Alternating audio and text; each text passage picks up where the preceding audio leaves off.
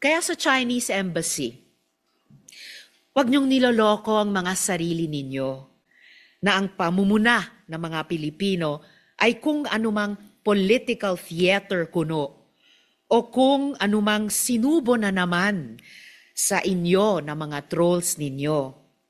Kung naghahanap kayo ng katotohanan, eto, sasabihin ko sa inyo ang totoo. Chinese Embassy, kayo ang problema. Dahil sa tuloy-tuloy na pangaharas at panggigipit ng mga Chinese vessels ninyo sa mga Pilipino, kaming mga nasa loob ng tahanan namin ang hindi makakilos ng malaya.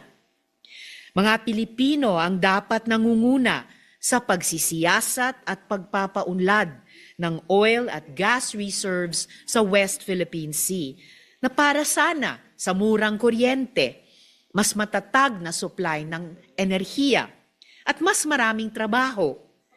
Pero dahil sa angas ng Chinese government, apektado ang negosyo, ekonomiya at dignidad ng Pilipinas.